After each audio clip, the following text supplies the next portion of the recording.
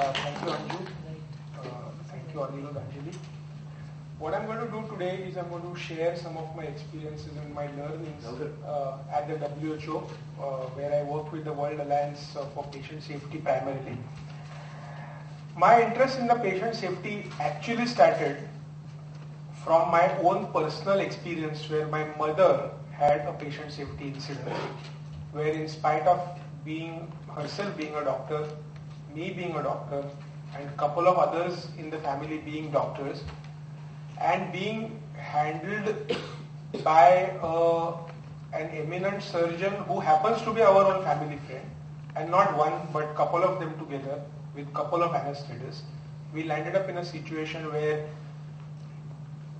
there was a wrong diagnosis, there was a difficult surgery, there was a problematic anesthesia, there was a problematic recovery, and I know for sure that there was no element of negligence of any sort in the whole ballgame altogether. So I realized that there seems to be something much beyond a very plain and simple understanding of somebody making a mistake and somebody falling into the trap and somebody getting ruined, etc., etc.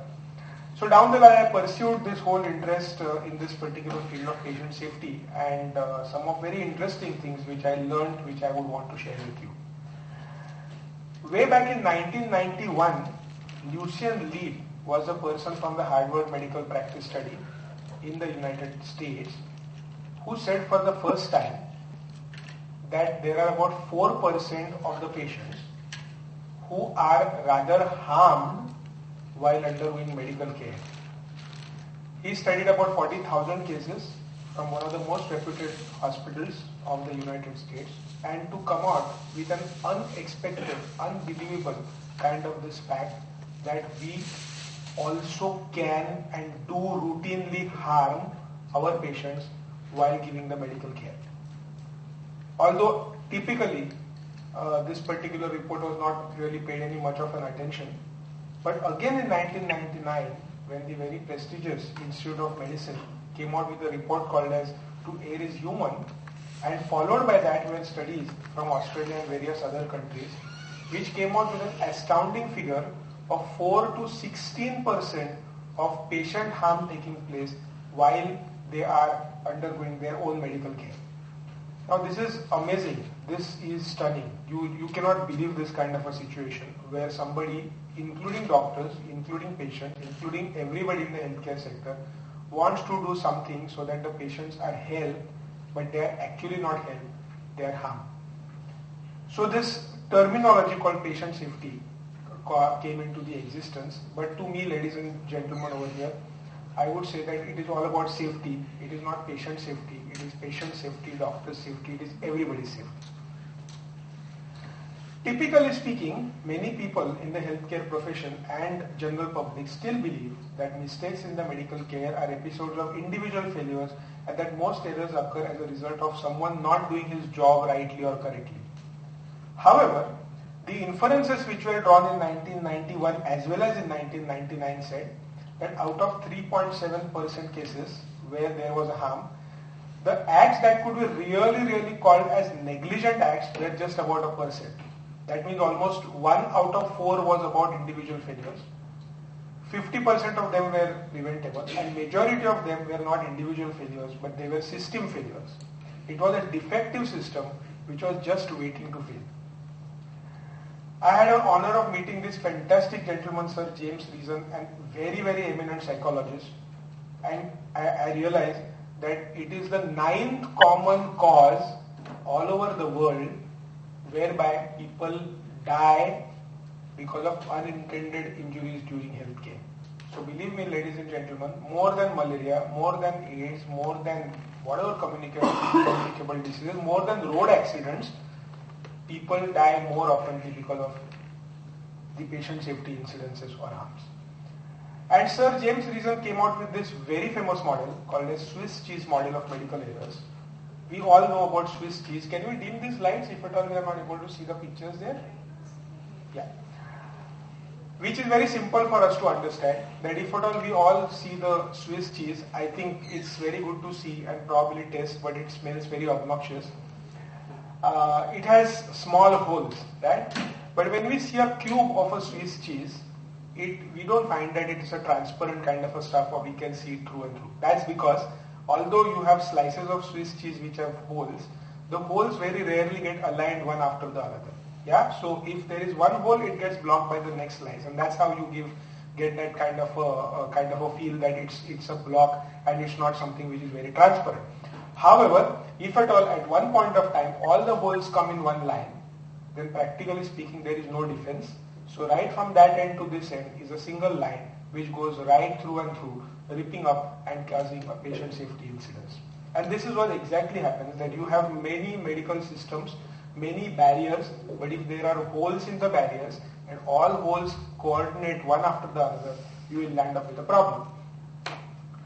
So why are these incidences coming in way today? Were medical errors not really all that very common? Probably yes, they were not very common earlier on. Now it's again very interesting that when the medicine was in fact ineffective, the errors were less probably, and now that it has become very effective, the errors have increased.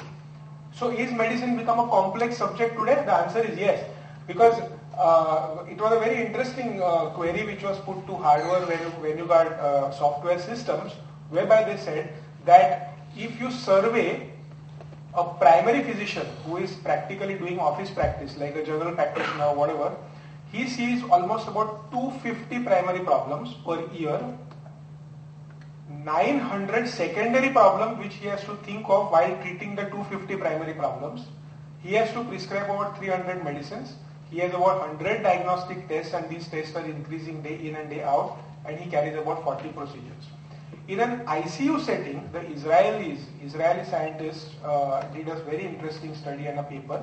They said that in ICU, there are about 179 procedures which are done per day, which could be as simple as changing the bed sheet of a patient who is stuck to a ventilator, yeah, which can prove potentially dangerous. So medicine has definitely become a complex subject. So what are the types of harm that are possible? So you have harms, many of them. Some of them could be human or individual factors. Some of them could be system or organizational factors, and some of them could be circumstantial factors. Typically, as Zenobia said, not giving history correctly, not telling about vices, could be patient factors. These are two very important aspects of the philosophy of errors, and interestingly, the second one, the inaptitude, has really become a challenge to the medical world today. Surprisingly, this particular term has been coined way back in 1970 by Samuel Gorovitz. The first is the word ignorance, and it's very happy for anybody to say that, well, that doctor is ignorant, he doesn't understand anything, etc., etc. But it has been a real great challenge today that with the new advent of astounding research that is coming in the way, it has really become very difficult to keep a track of what is happening, literally speaking, day to day. And of the available literature, which one needs to be believed by itself has been another very big challenge for all the doctors. The word inaptitude is another very interesting word and a concept, because the word inaptitude means making the right decision about the right patient at the right point of time. So you have 10 treatments that are available, but which treatment to choose when at what juncture of time has really become a very big challenge. So typically I would say that being a gynecologist, if I come across a patient who say is about 45 years old and who has got say abnormal uterine bleeding, cancer ruled out already. Now there are about 7 alternate or 8 alternate treatments that are available even today in this particular country, practically speaking all over the country. And amongst them, which one to choose for that particular patient is the biggest challenge. And that is why we typically get these kinds of studies published from US.